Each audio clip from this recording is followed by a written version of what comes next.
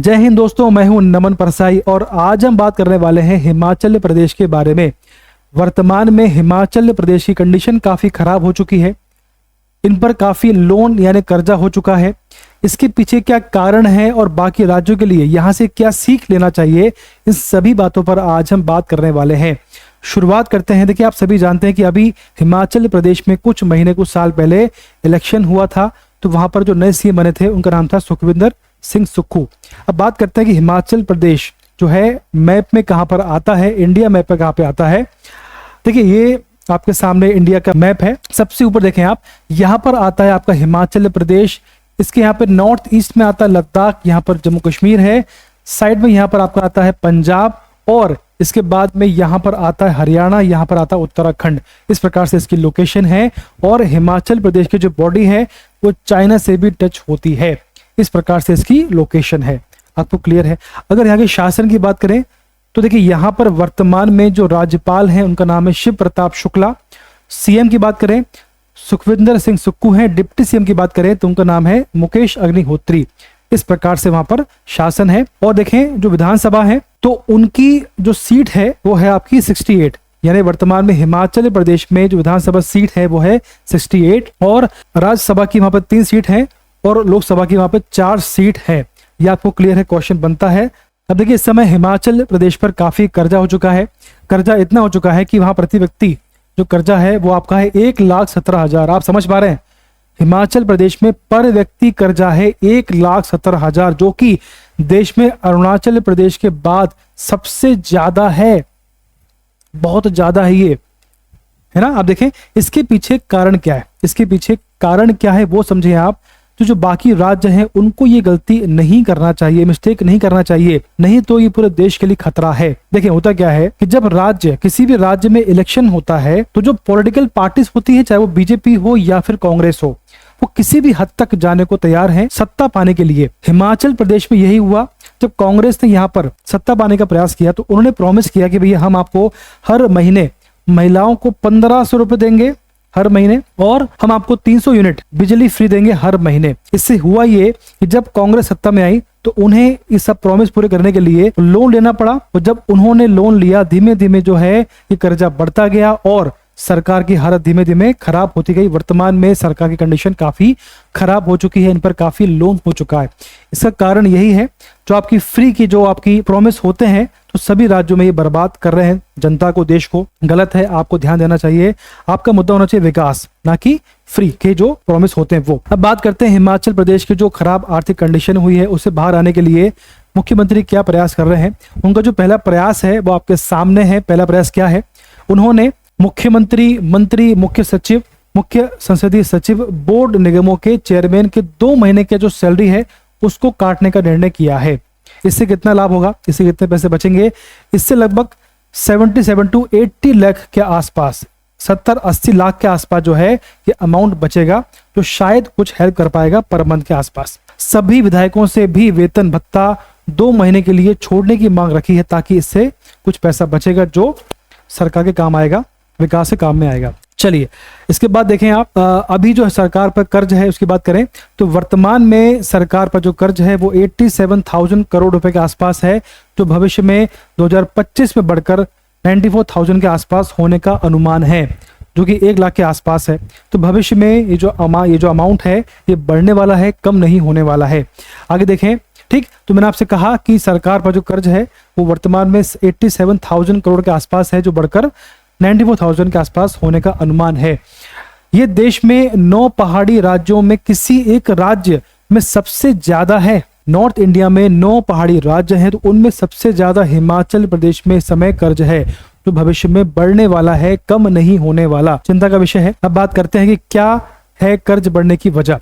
अगर हम बात कर रहे हैं कि वर्तमान में हिमाचल पर काफी कर्ज हो चुका है, लोन बढ़ गया है, इसके पीछे क्या कारण है वो समझते हैं। देखिए, अगर आप बजट की बात करें तो इस समय वर्तमान में जो सालाना बजट है हिमाचल का वो है 58,444 करोड़, 58,444 करोड़ जो है वर्तमान में इनका बजट है ना। इसके बाद देखें, इसमें से वेतन यानी कि सैलरी, पेंशन और कर्ज का जो अमाउंट है, जो खर्चा आता है इन सब में, वो आता है 42,000 करोड़ के आसपास। और इन सब में जो पेंशन है सिर्फ उसी में सरकार का लगभग 20,000 करोड़ का खर्चा आता है, यानी इसका 50% के आसपास जो है पेंशन में चला जाता है।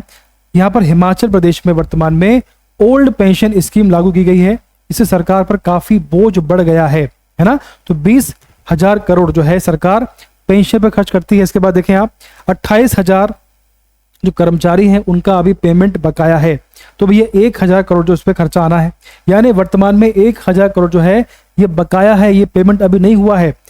तो इतना सारा जो खर्च होता है तो सरकार के पास में पैसा बिल्कुल बच नहीं पा रहा है जिससे वो विकास कार्य कर पाए और अपना जो लोन का पेमेंट कर पाए। ये आपको क्लियर है? तो ये कारण है सरकार पर कर्ज बढ़ने का। अब बात करते हैं कि सरकार का कितना पैसा कहां पर खर्च होता है। देखिए, अगर आप बात करें तो जो बजट है सरकार का, अगर वो मान के चले 100 रुपए है तो 100 रुपए में से वेतन यानी सैलरी पर 25 रुपए खर्च होते हैं, पेंशन में 70 रुपीज, ब्याज में 11 रुपीज 11 खर्च होता है, कर्ज में 9 रुपए खर्च होते हैं और जो अनुदान है उस पर 10 रुपए खर्च होते हैं। इस प्रकार से सरकार का 100 रुपए में से सरकार का जो है 72 रुपए खर्च होता है, इन सब में बचता है 28 रुपए। अब सरकार को 28 रुपए में से विकास कार्य करना है, लेकिन वर्तमान में तो सरकार पर जो बोझ है 1500 रुपए पर मंथ का और 300 रुपए पर यूनिट जो आपको हो सरकार ने प्रॉमिस किया है। तो सरकार जो है इस सब के चक्कर में विकास कार्य कर नहीं पा रही है और सरकार पर जो है धीमे धीमे लोन भी बढ़ता जा रहा है। ठीक, तो सरकार के पास में जो पैसा बचता है वो पर्याप्त नहीं है विकास कार्य करने के लिए। यह आपको क्लियर है? चलिए अब बात करते हैं आगे और समझते हैं। देखो, अब किस स्कीम पर कितना पैसा खर्च होता है वो समझते हैं। देखो, अगर आप बात करें तो महिलाओं को पर मंथ 1500 रुपए इस समय दिए जा रहे हैं, तो उस पर खर्चा आता है 800 करोड़ के आसपास। ओल्ड पेंशन स्कीम सरकार ने लागू करी है, उस पर खर्चा आता है 1,000 करोड़ के आसपास। और फ्री बिजली जो प्रॉमिस किया था उस पर खर्चा आता है 18,000 करोड़ के आसपास, है ना। तो भी अगर बात करें तो सिर्फ तीनों वादों पर खर्च की बात करें तो बनता है 19,800 करोड़ के आसपास, जो काफी ज्यादा है। इसलिए सरकार का विकास नहीं हो पा रहा है। अगर सरकार जो है फ्री के प्रॉमिस ना करे तो सरकार का जो पैसा बचेगा उससे विकास काम आसानी से हो पाएंगे और सरकार पर जो लोन का बोझ होता है वो कम धीमे धीमे होता जाएगा और विकास होगा। देखिए, हुआ यह है जो केंद्र सरकार है तो उन्होंने राज्य को लोन देने की पॉलिसी जो है उसमें कुछ बदलाव किया है। अब वो क्या बदलाव है वो समझे आप। देखो, हुआ यह है कि केंद्र ने उधार लेने की जो सीमा है उसको 55 करोड़ से कम कर दिया है। कैसे कम किया है? देखिए, वर्तमान में क्या होता है कि जो राज्य है तो राज्य को जीडीपी का 5% तक लोन दिया जाता है ना। तो हुआ यह है कि जो सेंट्रल गवर्नमेंट है उन्होंने क्या किया है, इसे घटाकर 3.5% कर दिया है। यानी पहले 5 था, अब उसे घटाकर 3.5% कर दिया है। उससे हुआ यह है कि पहले सरकार को 14,500 करोड़ मिल जाता, कि वर्तमान में इन्हें 9,000 करोड़ का ही लोन मिलेगा।